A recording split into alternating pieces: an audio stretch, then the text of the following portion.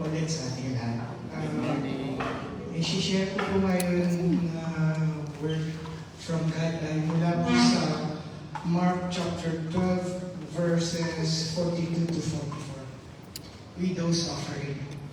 Bali po, sabi po sa verse 42, but a poor widow came and put in copper coins, worth only a few cents. And 43, calling his disciples to him, Jesus said, truly I tell you, this poor widow has put more into the treasury than all the others. Verse 44, they all gave out of their wealth, but she, out of her poverty, put everything, all she had to live on. So, bali po, hindi tumitingin si Lord sa presyo ng ating binibigay. Kahit maliit na salapi lang po, tinitignan niya po yung heart natin, yung value, o kung paano po natin siya i-acknowledge, kung paano natin maibalik yung blessings, yung mga natatanggap natin mula sa Kanya. Bali po, isi-share ko na rin itong testimony. Kagrap ko na po yung chance. Last, yung past few weeks, medyo malungkot po yung namin sitwasyon. Kasi namatay yung lola namin last January 3. So, bago po siya namatay, na-confine na po siya ng more than 1 week sa hospital. Tapos yun nga po, January 3, nasa piling na siya ni Lord, nag-message na si Mama. Si Mama po kasi yung nagbabantay sa kanya. Tapos, nung nakausap po si Mama after nung living, nabanggit niya po, na si Ma'am, isa sa mga inutos ni Ma'am sa kanya, na mag-abot ng pera dun sa pinsan ko na nagsisimba para may abot na tayo po. Yung tithings pa rin po ang nasa isip niya kasi sa family namin, si Ma'am po yung active, yung dalawang pinsan ko, sila lang po yung madalas magsimba. Si Ma'am, meron o walang pera, sinisikap niya magbigay kasi nagtatanong siya kay Mama, meron ka bang extra dyan para may ugot ako? Pero po, ang pinupoint po doon, hindi yung pera na iabot mo, kundi po yung willingness mo na magbigay sa Lord sa abot ng iyong makakaya. Amen. Meron naman pong pagkakataon na financially abundant tayo. Meron din naman pagkakataon na nasa rock bottom tayo. Pero either situation po, ang pwede po natin i-offer ay yung mind, heart, o yung sarili po natin sa Lord. Hindi lang po pera pwede natin ibalik sa Kanya, kundi yung ating sarili po mismo. So, yun lang po. So, in-invite po na i-offer natin po ang sarili natin at magbigay pabalik sa Lord. Thank you.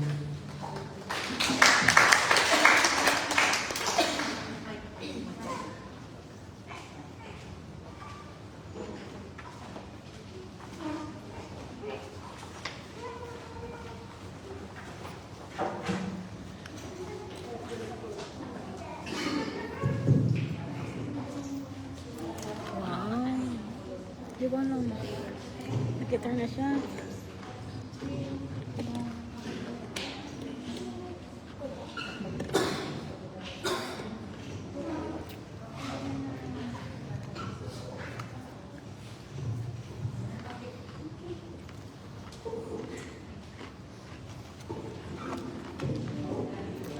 Asan si Seth?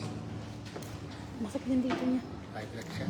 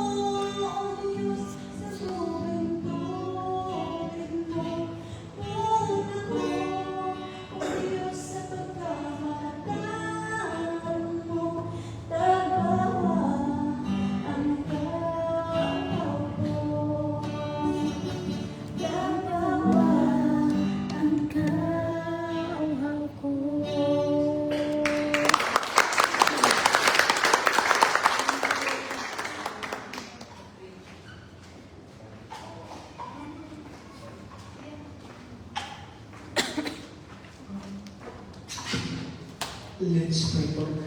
Thank you, Lord. Father, we salamat po na naman sa panibagong araw po na pinagkaloob niyo po sa amin na kami subang muli. Salamat po sa aming mga buhay. Panginoon, salamat din po sa mga kapatid na nagabot ng kanilang biyaya pabalik sa iyo, Panginoon. At salamat din po, Panginoon, sa mga kapatid na patuloy niyo pong ginagamit upang mag-serve sa inyo tuwing Friday para sa worship service mo na ito. Patuloy niyo po sana sila mag-bless, bigyan ng good health at kalakasan. Ilayo din po sa kahit anong gawain ng mga kalaban upang patuloy po kayong mapaglikuran kasama po namin. Panginoon, nilalapit din po namin sa inyo ang aming sarili. Empty us of ourselves, Panginoon, dahil ang aming buhay lamang po ang aming i-offer sa inyo, kaya tulungan niyo po kami na sa tulong po ng inyong guide, tilid niyo po kami nang sa gayon ay mamuhay lamang po kami ng naayon sa inyong kagustuhan, mamuhay kami ng you want us, you created us to be, want us to be po, Panginoon. Amen. Kaya po, Panginoon, alisin niyo po sa amin ang self-righteousness and pride, dahil gusto po namin na ang inyong salita lamang po ang manahan sa aming buhay. Kaya sa iyo lamang po ang lahat ng papuri. In Jesus' mighty name we pray. Amen.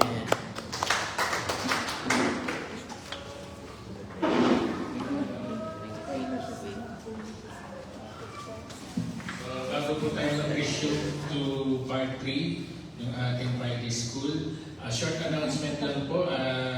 We will resume our Bible Memory Verse Season 5 next Friday. So abangan niyo po yung ating ipopost na mga Bible verses for the month of January. And last announcement, ay meron po tayong, para sa mga leaders, meron po tayong meeting later, 3 o'clock. So let's start early. So we finish early kasi meron po tayong gawain later. Nandang gabi po, no? What else? So far yun lang po yung ating immediate announcement. So let's birthday prayers. Pastor Larry, pwede ba ikaw mag-pray? And after po na ito, Friday school na, Pastor. Sige po. Birthday and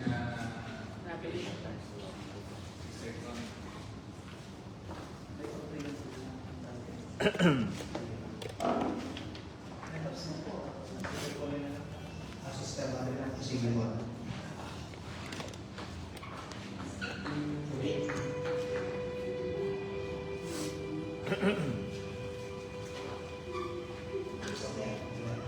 Okay, sige po. Patuloy po natin ang travel ni Sister Lori. Monday. Monday.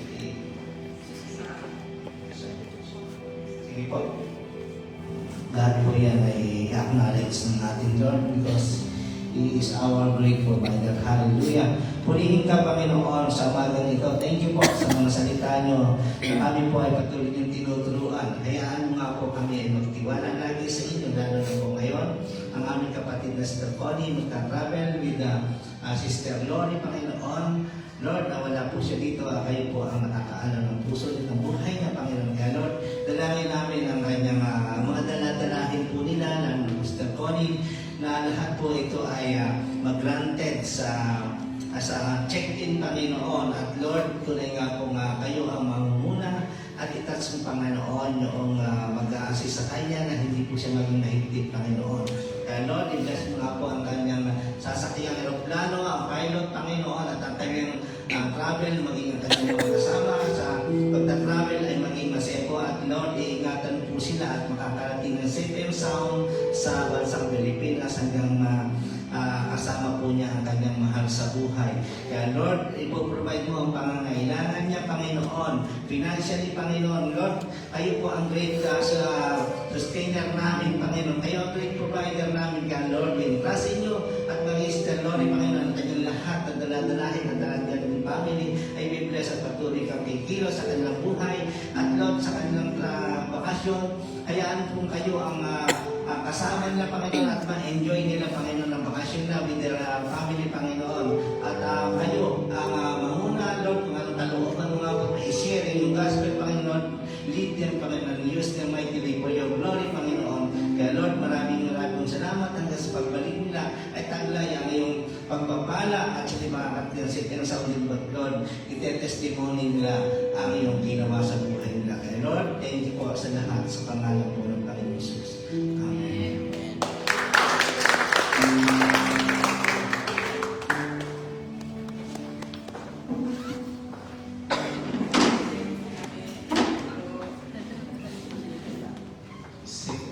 Okay, magandang umaga muli sa bawat isa po sa atin. So, ngayon ay papasok na po tayo sa ating second session sa private school. At ito po ay ibibigay ko sa inyo through soft copy. Ito po ang ating reviewers. So during exams, I would like to request na ang ating pong mga mobiles ay separate po sa inyo. Kasi naroon po yung lahat ng questioners. At sa ating reviewers, ang ating pong questioners ay manggagaling lang po dito.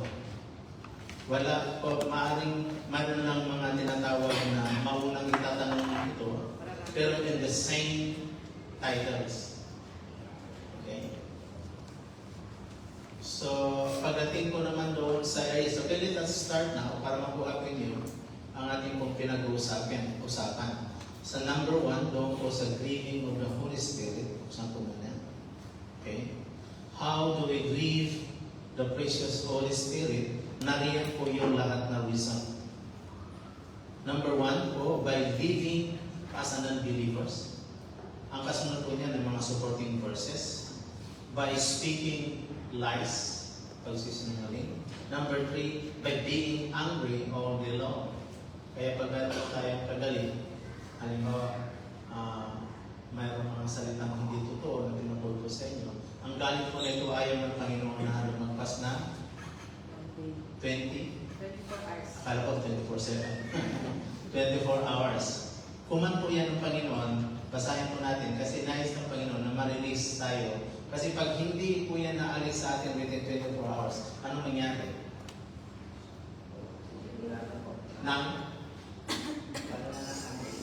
Magkaroon ka na ng angry, bitterness. Tapos pag mayroon ng bitterness, wala ka nang makitang tama sa taong ito. Kahit hindi pa po. Kasi pinagtagal mo na, lahat tayo dyan guilty. Pero tinuturuan tayo ng salita ng Panginoon dahil mahal na mahal tayo ng Lord. Nais ang Holy Spirit na maalis po sa atin. Ano yung message kanina? Proverbs 4:20-22. Tama ba? 20-22. Napaka very specific. And tapos ang pangapat is to say, by stealing and being dishonest. dito ang Panginoon ay concerned sa mga areas po na ito na hindi po tayo nagiging honest. Is tayo rin lahat dito sa tayo isa ng dishonest. Isipin mo si Lord naghintay ng ano ba dapat tayo mag-start by 9:30 lang. Puro maging time yung pag-start tayo. Tapos marami tayong reason. So, kinukurik po tayo ng Holy Spirit sa area po na ito. At ito po, I pray, na ito kasama ba ito sa hearing, Pastor Nelson, o dapat sa retention? Sinay po kanina. Dapat ito mag-retain sa atin. Kasi may reviewing and reviewing. Sinagot ito ni Brother 3-4 weeks ago. What is the purpose of reviewing? Why we have to review? You answer this precisely. You mean why do we need to repeat? Repeat and review and repeat and review. Because it's repetition is one form of learning, one way of learning. Exactly, that's Repetition. what that says today. In order for the word of God to retain in your heart, this is the message for today, precisely. So, ito po yung nais na Panginoon sa atin. Okay? By number 6. Nasa number 6 ka na, pwede mo ma-open para makuha po nila. Ano po yung number 6? Number 6 yung By yung, being by being bitter and malicious. So pinapaalis po ng Panginoon itong areas na ito, dito lang mayroong galit. Kasi talagang ang mangyari kasi pag mayroon kang malicious mind, wala ka talagang maisip ng mabuti sa kanya. Ganun pa rin. Bigyan mo siya ng mga words that's not really prospering your spiritual journey or spiritual life. And number 7, ito yung 7 ha, ulit. Bagay, maririnig nyo naman ninyo, ito yung mga 7th reason why we grieve the Holy Spirit. Number 7, by being unforgiving. Ayun, number 7, by being okay, yan po yung reason. So ito po mga ito, nasa kamay na po ninyo, that ito po yung ating i-review. So I just want to go more deeper so paano natin itatama ang bagay na ito. Mayroon ditong dalawang napakaalagang truth bago tayo pupunta sa remedy na 7 din. Ang unang truth is to put the new life. Makikita din po niyan nyo habang inyong binabasa. At ang pangalawa, be a good imitator. As Pastor Atit, I remember 3 months ago, he is the one who precisely answered this right word, that we should be the imitator of Christ. As here, makikita pa natin sa Ephesians 1:5. Number 1, na remedy na dapat po natin gawin upang ma-break ko yung dating reason bakit natin nag-grieve ang Holy Spirit. Number 1 is live as a true believer. Number 2, don't lie. Be truthful. Kung talagang na-late ka, sabihin mo na-late. Kung nakuha mo yung bagay na hindi mo nasa ulit, pasawa na. Sasawin ko ito sa iyo. Lagi na ako sorry ka, brother. Nag-drive kasi ako, nung saktong nag-ano, layo ko diyan ako. Pagbalik ko, namit ko sa brother ko, nawala na yung aming pinag-usapan na rin. Dumating na yung gabi. Higa na ako, brother. Meron pala ako nag-gas na pangako ko na 1 hour, nagiging 8 hours, 9 hours. Okay lang po. But I really talaga, nais natin yan kumbaga gawin yung ating kaya ang nais ng Panginoon na don't be angry too long. Kung pwede rin palang magalit, pero huwag yung masyadong mahaba. Don't steal, be honest. Ito yung, kumbaga, ikinukorek lang tayo, di ba? Ito po ay lalabas ha. Tapos next, speak life. So yung speak of lies, buhay mo, declare mo sa kanya. So don't be bitter, but be happy. Forgive everyone. Ang pag-forgive everyone, madali basahin, pero mahirap i-apply. Pero command ni Lord, kung tayo ngayon, grabe. So yan po yun. Okay, let's go to our next topic, number 2, Brother Edwin, which is the conviction of the Holy Spirit. Ito mahaba ito. Conviction of the Holy Spirit. Opo, number 2, may number. Sige lang. Conviction of the Holy Spirit. Ito close ko lang po ito.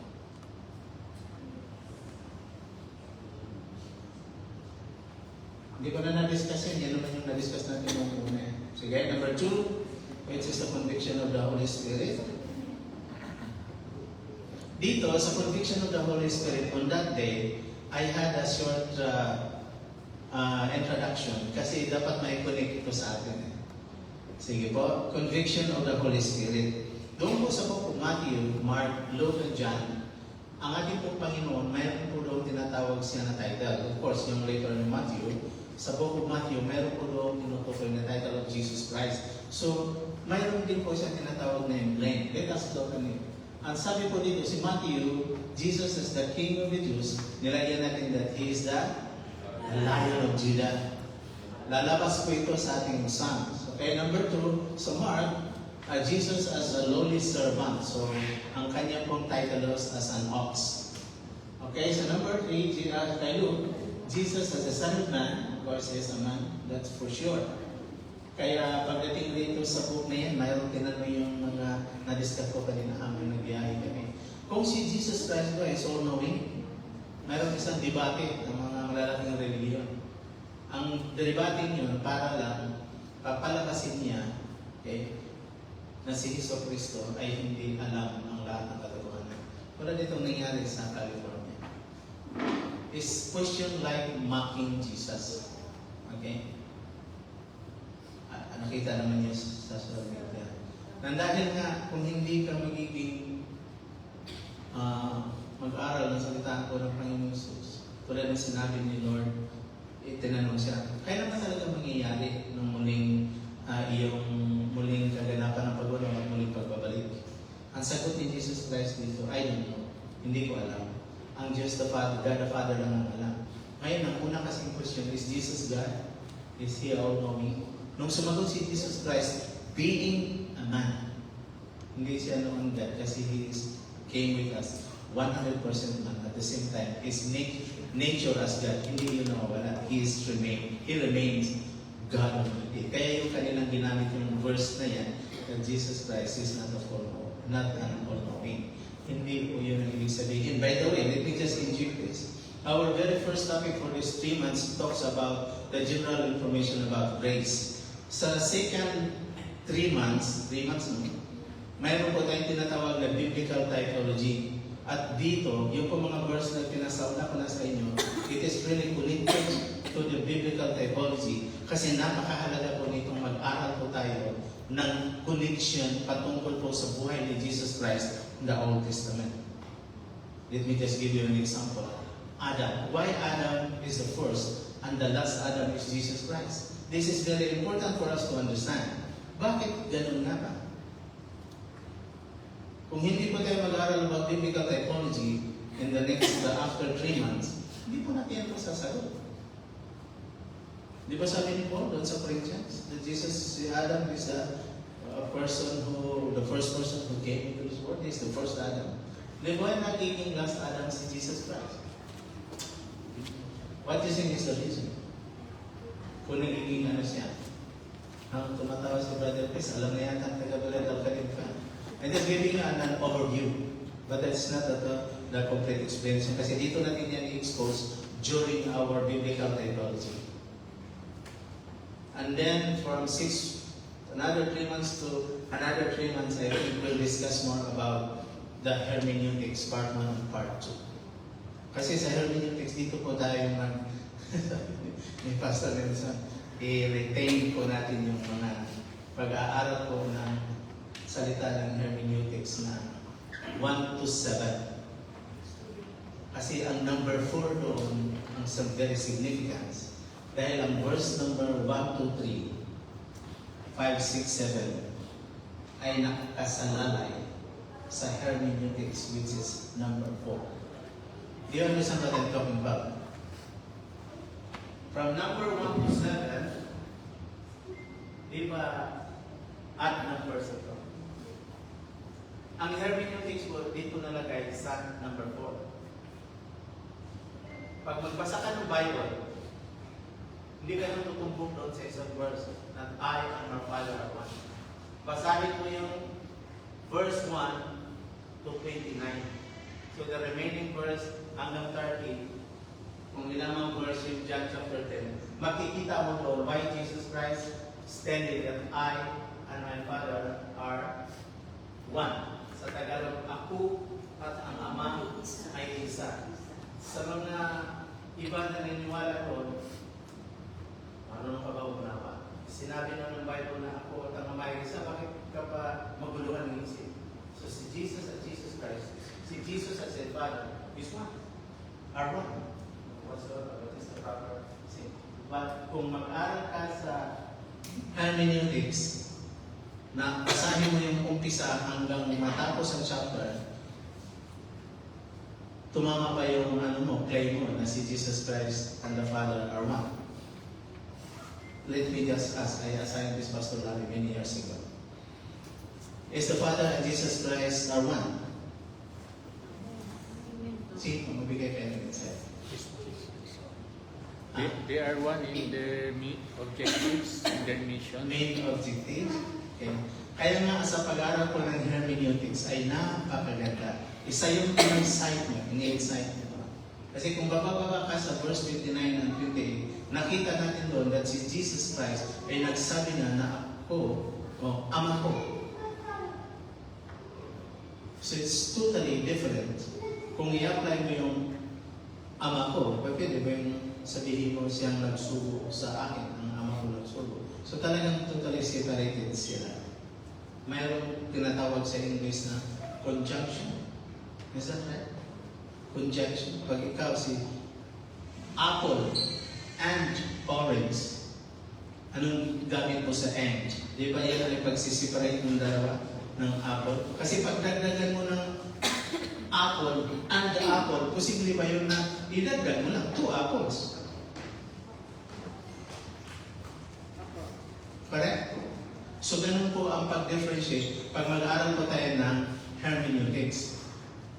Mag-pray tayo kay Lord sa Holy Spirit na ating pong maunawaan. Kasi talagang mahirap sa biyaya ni Lord, luluubin niya na hindi niya tayo iiwan na magiging doubtful sa salita ng Panginoon. Dahil ang ating pong pag-aaral ay salita ng Diyos. At ang salita ng Diyos ay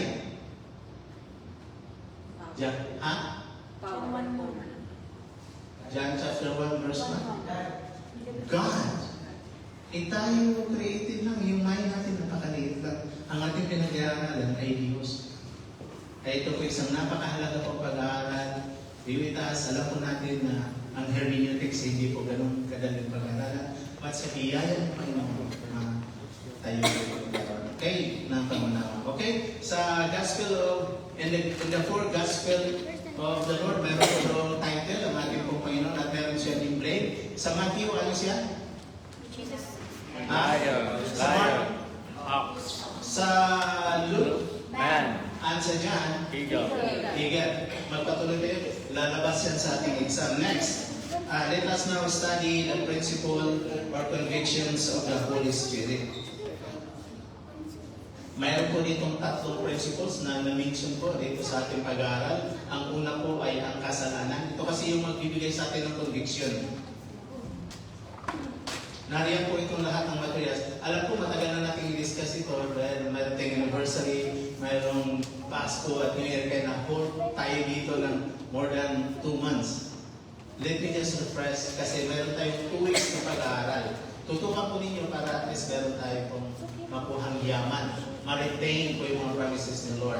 Una po dito ay ang kasalanan, righteousness at saka judgment. At sa magitan po ng tinatawag na conviction of the Holy Spirit, mayroon din po ditong 3 na paloob na napakahalagang kabahagi sa salita kong conviction. Kasi dito sa ating pong pag-aaral, lagi po natin nasabi dahil sa kasalanan. Pero ang tinutukoy po dito ng Panginoon ay kasalanan lamang, sin lamang.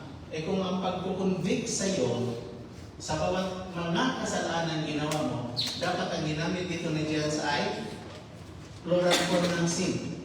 Sins.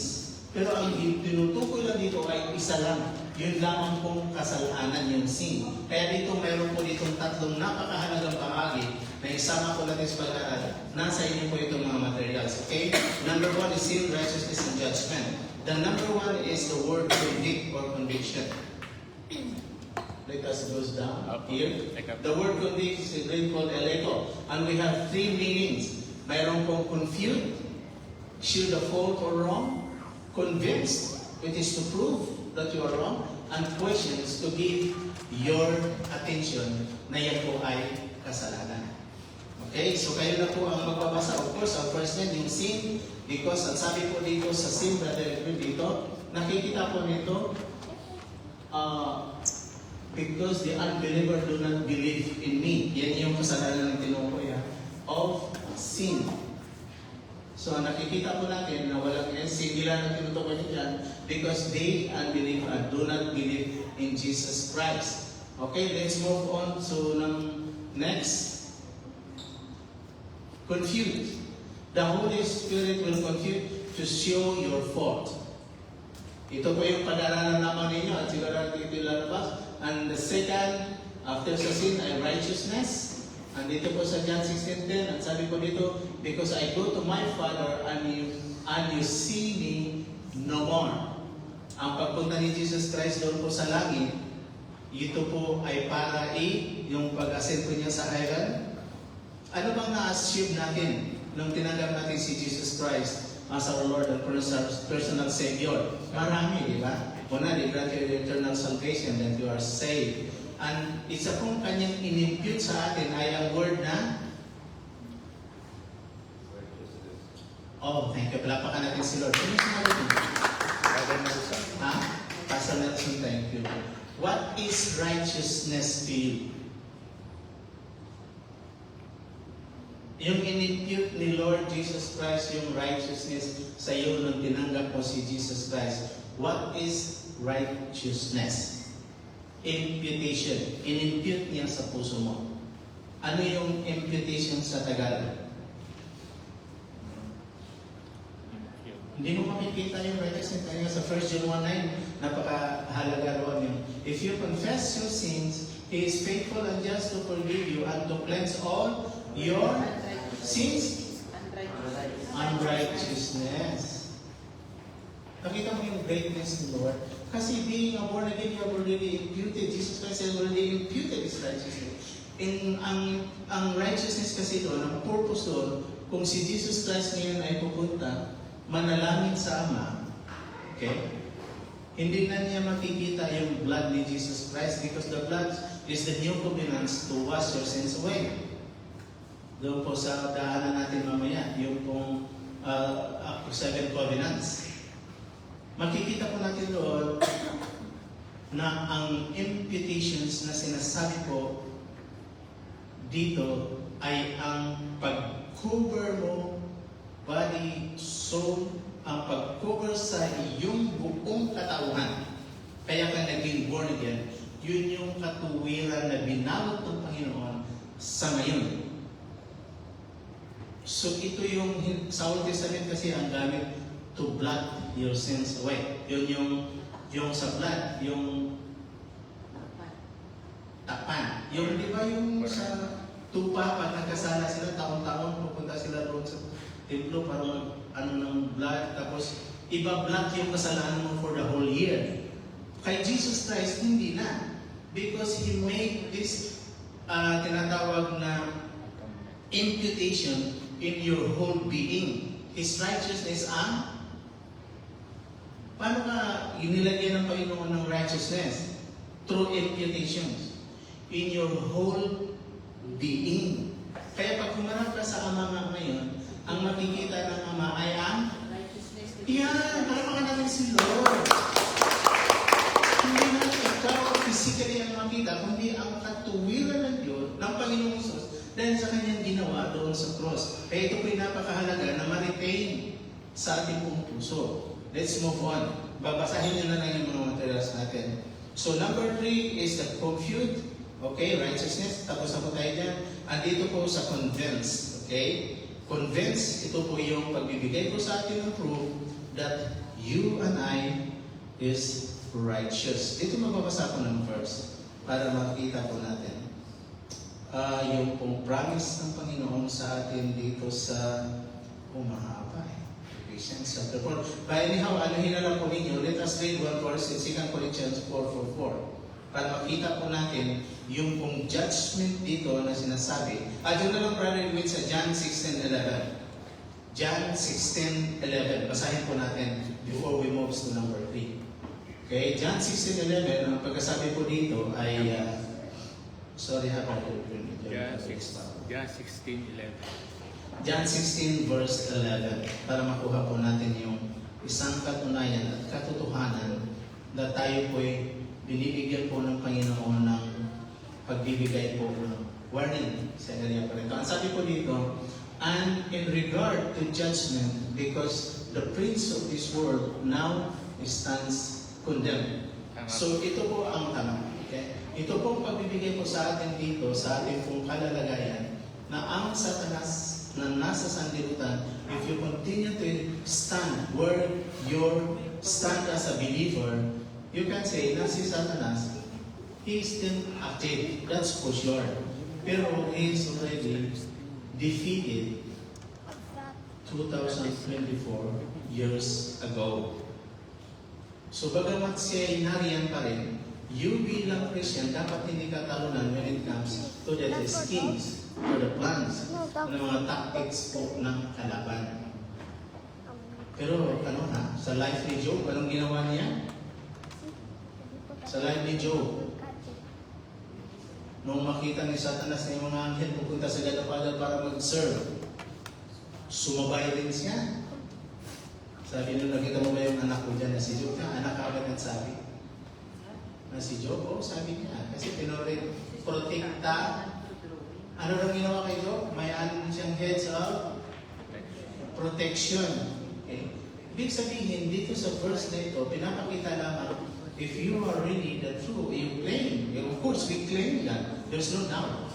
Satan cannot play with you. So, napakarami po mga promises. Okay, let's go for number 3. Kasi maano pa yan. Bribery, punta po tayo sa the gift of the Holy Spirit. The gift of the Holy Spirit. Number 3. Ang kikita po natin doon sa 1 Corinthians chapter 12, na ito po ang gift ng Holy Spirit para po sa mga believers. At doon naman sa Romans chapter 12, gayon din. Mayroong mga gift of the Holy Spirit. At pagdating po sa Ephesians chapter 2, verse 11, mayroon ding gift ang ating Panginoon Jesus sa mga believers. Corinthians at Romans, para hindi tayo ma-confuse. Ano ang tawag doon? Sa Greek language. Charisma. Thank you. Sino sagot? Of course, charisma yun kasi makukonfuse ka pag sinabi ko sa iyo doon sa Ephesians. At sa Ephesians, yung give ni Lord Jesus Christ para sa church? Dumata. Tandaan ko natin yung charisma at saka dumata. Let's move on. Okay? Mayroon po dito 10 fundamental truths. Di ko na basahin na. Ang unang-una po dito, only believers have the spiritual gift. Number 2, every believer has at least one gift. Kaya hindi maaaring sabihin mo, hindi, wala akong gift talaga eh, kumanta eh. Doon ka sa services.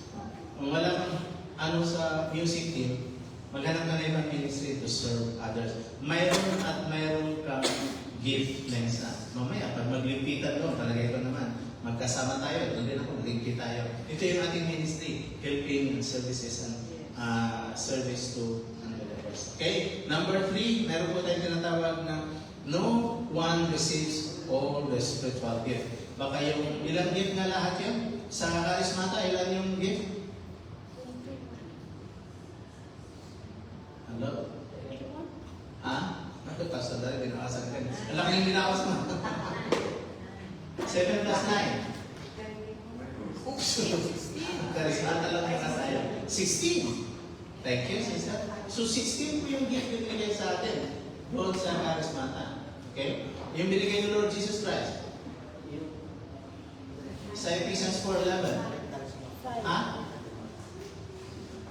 Sa lahat number yun, 975. Total of 21 giftings. Yan yung mga major ha. Marami pang additional na mga small giftings. Sa Book of Peter, marami rin yung gift. Pero halos nagkunik-kunik na kasi dito sa karismata at sa kadumata. Kaya hindi ka mapukonfuse kung anong pinag-uusapan po natin. Okay? Na po yun. Next, Brother B.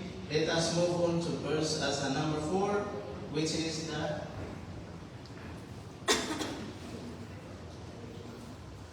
seven covenants. Covenant. Thank you, Pastor Nelson. Ito naman, hindi na kailangan na ascending order.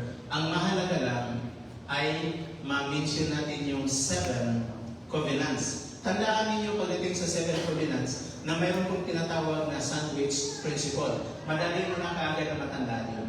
1, 2, 3, 4, 2, 1. Pero yung 1 sa last na yun ay 1, 2, 3, 4 din yun. Kaya nga ito ay tinatawag na sandwich principle. Una, Edenic. Pangalawa, Adamic. Pangatlo, Noahic. Pangapat, Abrahamic. Number 5, Mosaic. And number 7, Messianic. so 7. Paano nagiging sandwich principle? Hindi po ito ito yung truth. My mom is here. So sandwich principle, yung pong apat, kasi dalawang law na kay Moses at saka kay David. Ito yung law na kanila po ibinibigay at that time. The first 4 from Edenic, Adamic, Noahic at kay Abrahamic, ito po ay under grace. Madadaanan po natin yan doon sa biblical typology kasi ito po yung napakahalaga. Paano nangyari ang nagiging grace? Sa Edenic covenant. That's not here. Paano nangyari na nagiging grace Because there's during no Adamic covenant? Pagdating kay Noah, let me just ask you, malaylay tayo, kay Noah, paano si Noah tinignan ng Panginoon in his generation?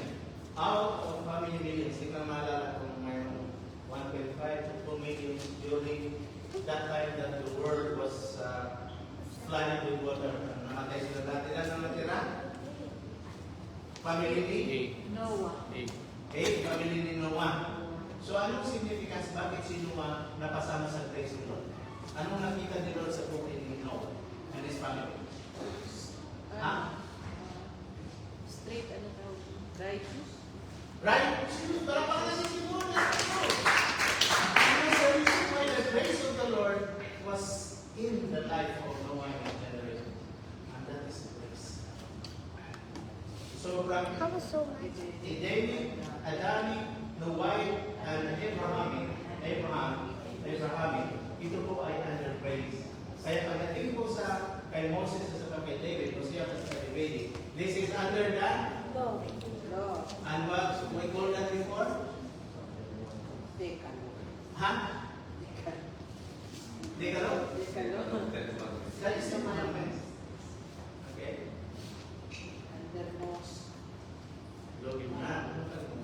Dalawa lang yung namin mga sasya. Malinaw, baka hindi na isa kasi baka makapulis na sila. Okay, let's move on. Birthday one night. Okay? First birthday. Dito po sa last ng Back? area na ito, okay, let us move na by the next. Sa bawat sa bawat doon sa munisipyo siya kasi lumagpas tayo. Yung sa Edenic, Adamic, Noahic, Abrahamic, itong dalawa, Mosiah at saka Davidic, dapat pagkatapos ay Messianic. Paano nagiging 4 yung Messianic? Para magiging sandwich principle. Sa Messianic, meron po doon tatlong na paloob sa Messianic covenant. Una ay, Yung covenant. number 2, Covenant of grace. Everlasting. Everlasting. number 3. Covenant of grace. Grace. So nakita mo na paano nagiging sandwich principle. Sa Messianic, nagiging siyang 4. Pero hindi pwede paghiwalayin because this is what the Lord had done in the cross for you and me. Always remember that the entire Bible from Genesis to Revelation, who is the subject? Jesus. Alone. No one else. The rest, yan po ay kasama ng sa journey ng bawat prophets, kings. Palapakan na natin si Lord. Pag time na kayo nagturo, ano yung kailangan mo, lalabas, kailangan po itong retain sa word ni Pastor Nelson. It's really very important to have this. Will retain, or this education of God's word will sink in, will retain. That is for power. Okay, number, Why did you kids? driving sana tayo, number 4, number, 5 na, 6, number 6. 6. What's time now? Okay, number 5 pa rin. 11:30. Spiritual giving. 9. Holy Spirit decides what if you receive. Okay, 20 sa taas. Up number 4. Ito yung mga giftings, ano? Opo.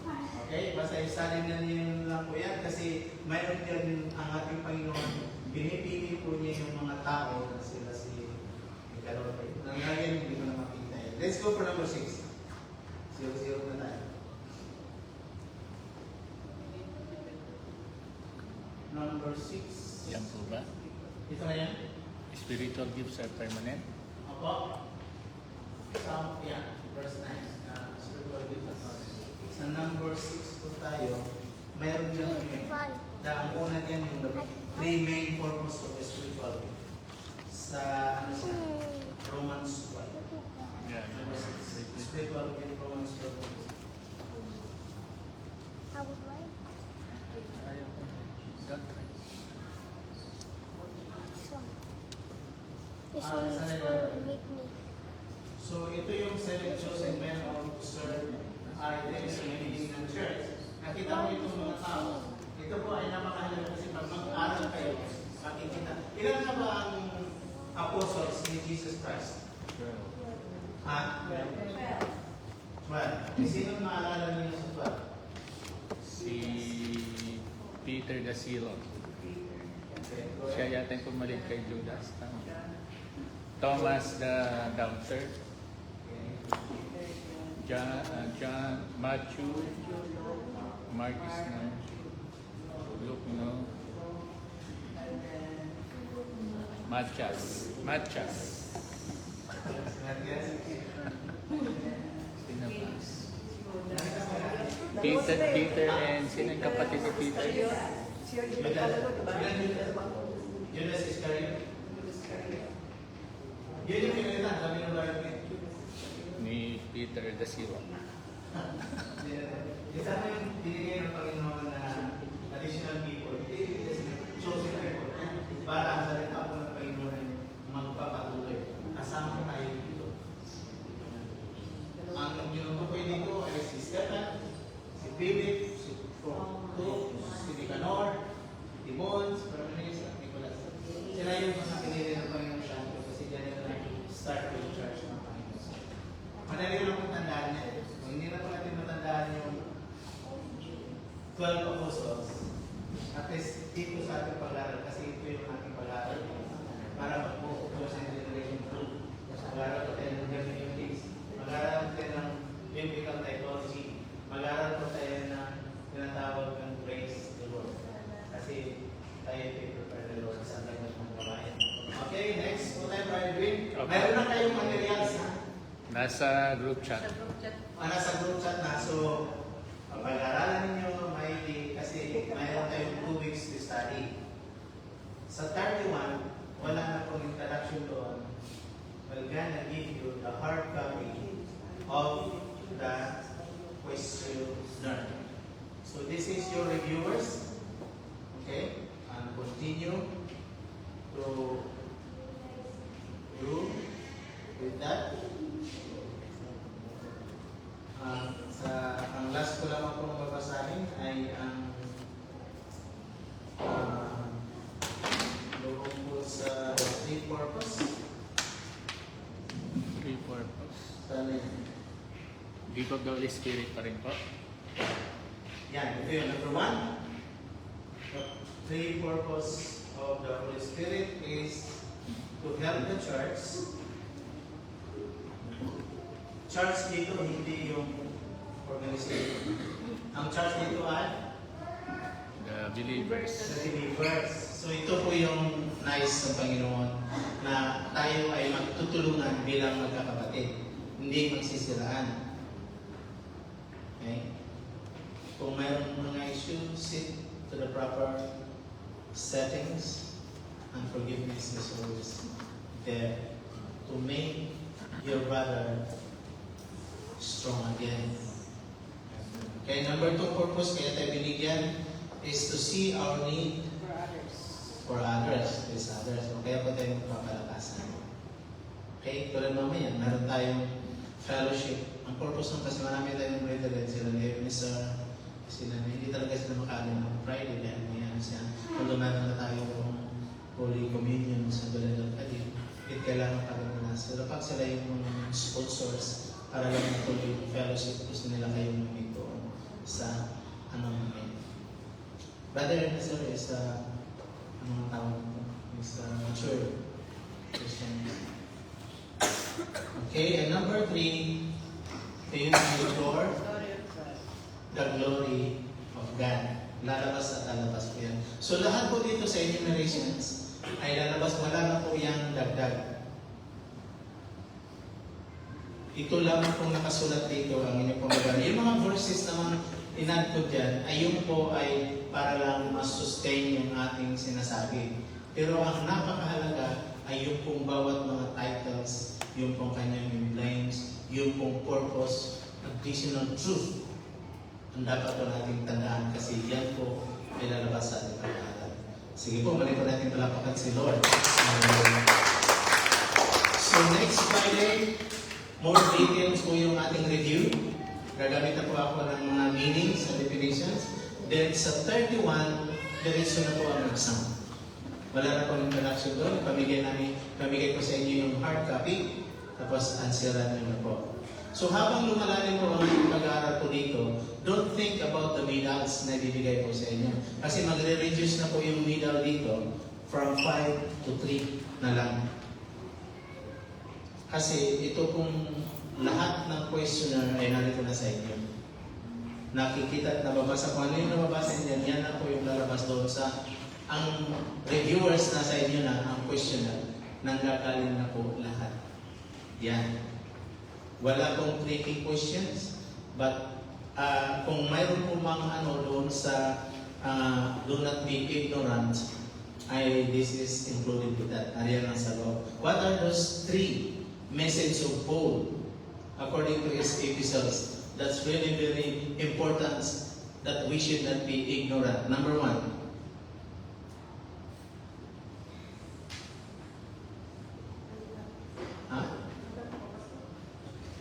Ayaw ng Panginoon na tayo magiging ignorante sa 3 katotohanan.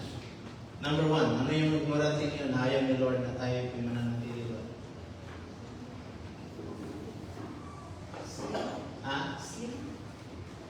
Sin? Siguro sin, pero hindi yun ang sagot. Unang ignorance unang word na remind ko na hindi po tayo magiging ignorant na ang kanyang chosen people, which is the Israelites, rejected Jesus Christ as their what? Savior. Messiah. Savior, Messiah. Pero ang word kasi doon, Messiah. Hanggang ngayon, si Jesus Christ, hindi kiniklaim ng mga chosen people niya, which is the Israelites and non-Jews, that Jesus Christ is the Messiah. That is number 1. Buksan natin sa Romans 10, I think. Kasi diyan parang din yung nag-umpisa. Number 2, na visit sa atin na hindi po tayo maging ignorante. Sa Thessalonians, na mayroon pong darating na pagkuha ng lahat ng mga believers. We call it rapture. At ang rapture na ito, mayroon pong 3 truth sa Bible. Una, mayroon tinatawag na pre-tribulations. I-rapture ka muna bago mangyari yung paghihirap.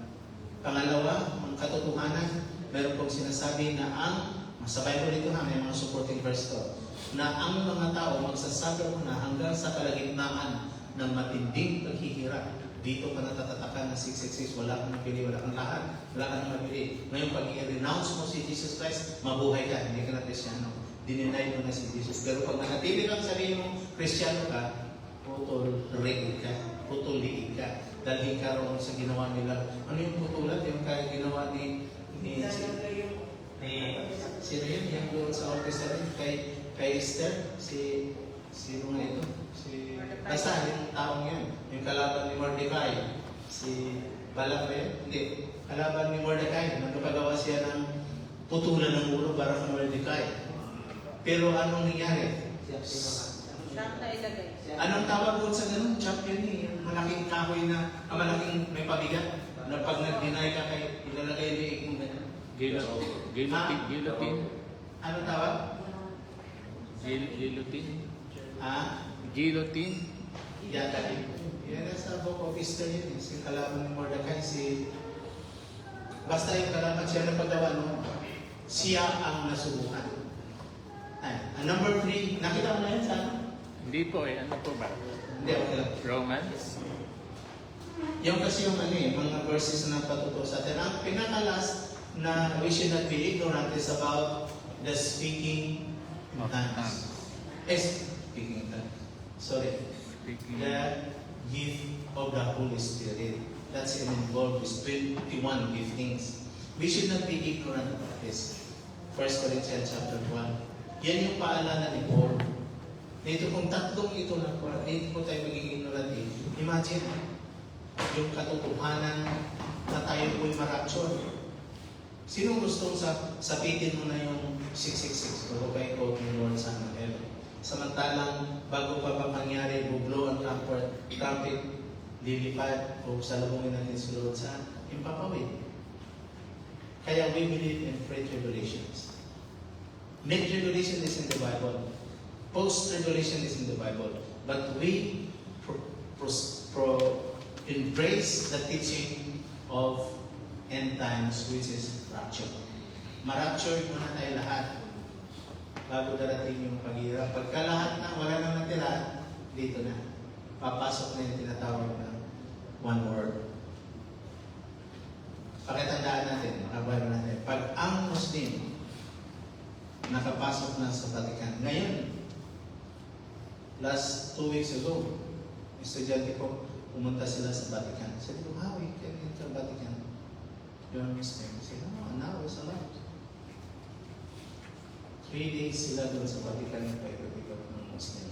Ikinghaman, nakipag-shaken.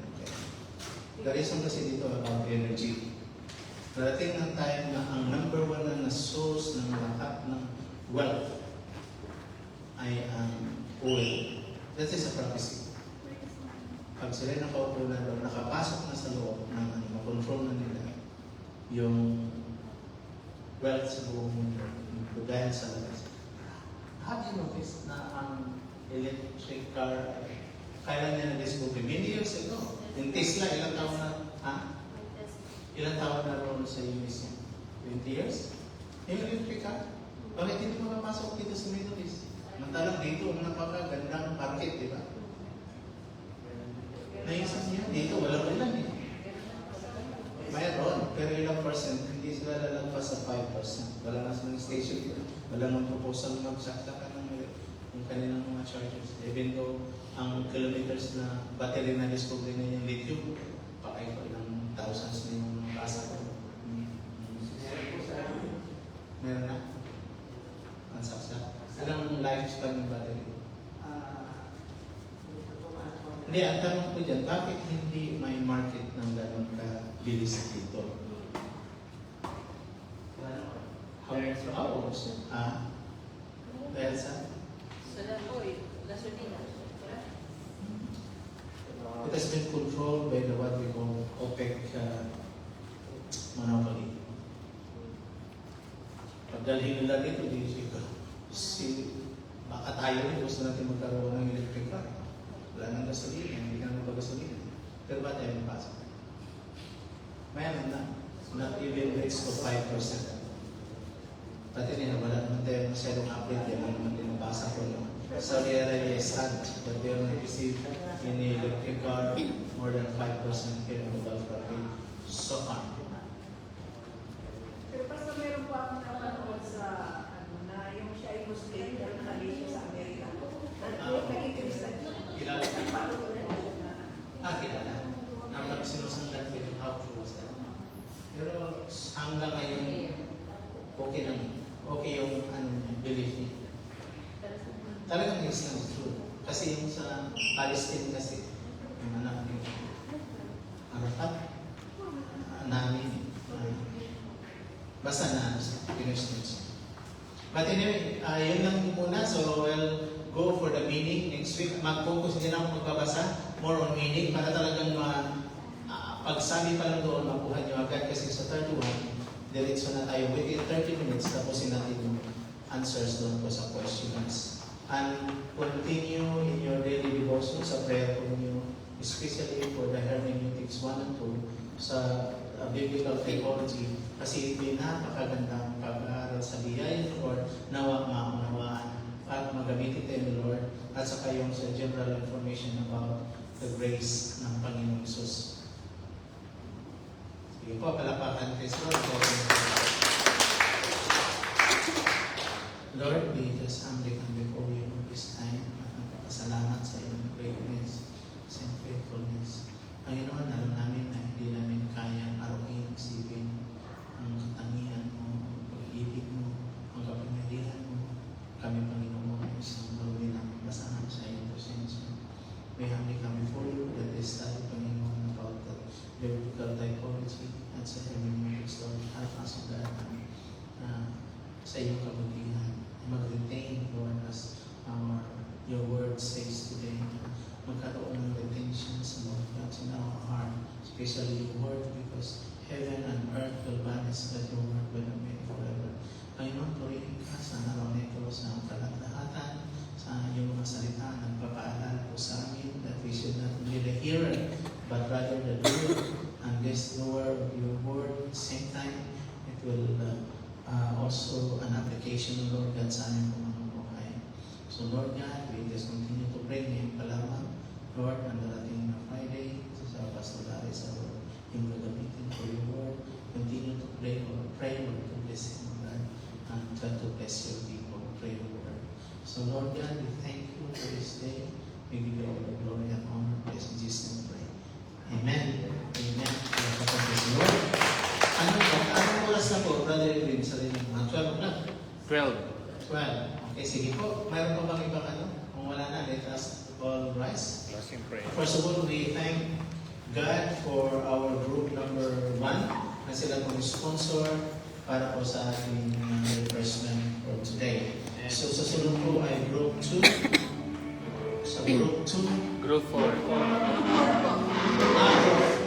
nag-shift nila. Okay, group 4. Tapos, group 2 and group 3. Sa ating po magsiserve when it comes to refreshment, let us just continue to give the best for the Lord. And ang ating pong pinag-sisharean po ay ang mga chosen people by heart. Gawin po natin.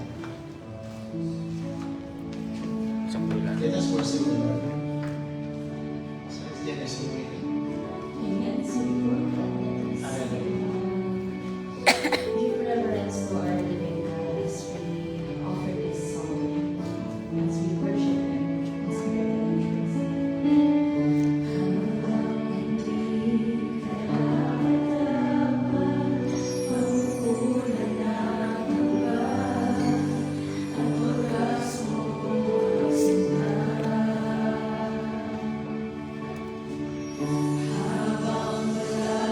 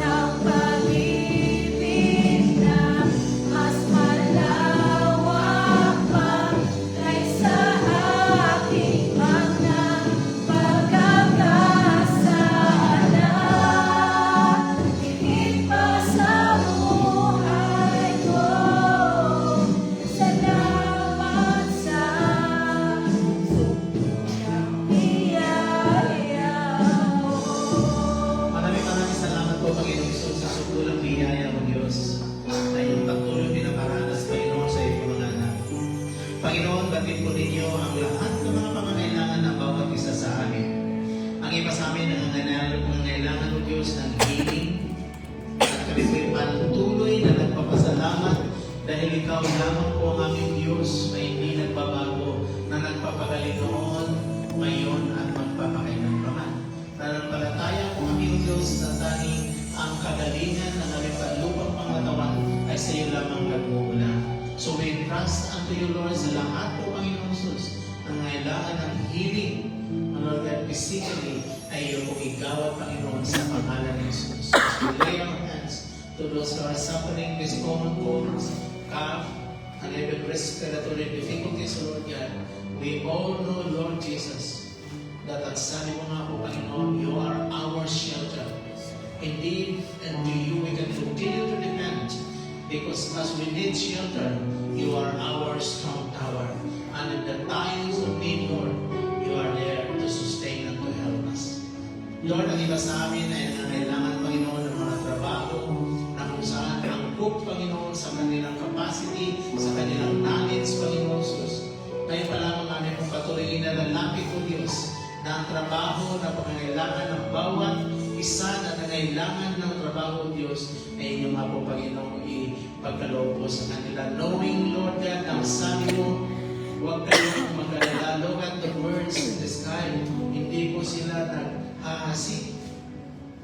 Nag-iipon ng pagkain sa mga bahay, ngunit hindi po yung pinababayaan. How much more pa kayo ng iyong mga anak? Kaya Lord, thank you for that great reminders for your word today. Na dapat lamang kami, Panginoon, na magtatrust sa inyo, knowing that you are our indeed great provider. Sabi mo pa nga, Lord, that I'm gonna supply all your needs according to your riches in Christ Jesus. And Lord God, help us. Dahil sabi mo nga rin po, Panginoon Jesus, that if you ask, shall you receive. If you seek, you shall find. And if you knock, the door will be open. So help us, Lord, dalhin po yung kami to the right companies, to the right person, to the right, Panginoon, job. Panginoon, upang ang aming pong skills at talent, Panginoon, indeed, ay appropriate po kayo sa mukha ko yung Jesus' name. Ang iba sa amin na kailangan ng mga relationship, oh Lord, that we just continue, Lord, to come unto you, knowing that you are the restorer of everything, our relationship to one another, our brethren, and also our relationship po sa inyo. Knowing, Lord, that ikaw lamang ang makarepair, Panginoon, that if we think it is impossible for us, but alam namin na nangako ka, that in you all things are possible. If we just continue to meditate your word day and night, believe and practice to obey what is written in it. Ang pangako ninyo, Panginoon, that indeed kami maging prosperous and successful sa aming mga buhay. Maraming pong salamat sa kabuuhan ng gawain, Panginoon, ng iglesia ito. Dalangin namin sa iba naming kapatiran na nasa bakasyon. O Lord God, si Brother Vic, Sir G, sa magbabakasyon ni Pastor Lori, Panginoon Jesus, Sir Leia, for some reason, hindi namin nakasama, Sir Ryan, but we just continue to thank you, to praise you, and to honor you. That in the times of need, Panginoon, alam namin that prayer is more than enough na ma-reach po sila, Lord, na iyong grace and mercy. Maraming pong salamat, O Lord God, sa mga kapatiran po namin, O Lord God, sa inyong gawain, visit say for this week. Hayaan po ninyo, Panginoon, na patuloy kami magiging asin at ilaw wherever we are. Dahil ito po ang purpose niyo, Panginoon Jesus, upang patuloy na mabahagi at mag-grow ang iyong pong church. Our prayer, Panginoon, na kami po ay mag-grow spiritually, mag-grow in quantity, mag-grow in quality bilang iyong pong mga anak, Lord, this Chosen Generation Christian Fellowship. Na ipagpatuloy tinatras lamang sa inyo. Have your way and continue to bless this church, O Lord, with love, unity, and harmony as we continue to serve you and also fellowship with one another. Ang gawain this evening, O Lord, ang leaders meeting at ang fellowship mamayang gabi, we continue, Lord, to pray. Then po patuloy niyo. Bless po Panginoon Jesus upang kami po, Panginoon, ay patuloy na maka-experience ng fellowship and strengthening one another as we meet this evening for your glory. Maraming pong salamat. Pinagkatiwalaan po namin sa inyo, aming mga pamilya, wherever they are, aming friends, aming relatives, aming mga amo. Then Lord ay laging sumabawat isa sa amin. Ano mang hawakan ng aming mga kamay, it is a blessings. Ano man ang aming mga decisions, it is a blessings. Ano man, Panginoon, ang aming patutunguhan, always guide us, Lord, to the right path. Because we know that the steps of the righteous is ordained or given from the Lord. In Jesus' name. Let's receive the benediction right now from God. The Lord bless you and keep you. The Lord make His face to shine upon you and be gracious to you. The Lord lift up His countenance upon you and give you peace. May the grace of our Lord Jesus Christ, the love of the Father, and the fellowship of the precious God, the Holy Spirit, rest and abides in us now and forevermore. Amen. Amen. God be with us. Amen. Praise the Lord. Amen. Glory to God. Are we blessed? Amen. Amen. Sobrang pagmamahal ng ating Panginoon Jesus. He has showered us with His love for today's service. Amen. Sige po, let us continue to praise our living God and express our love through worship. Amen. Sige po. Nakakatay.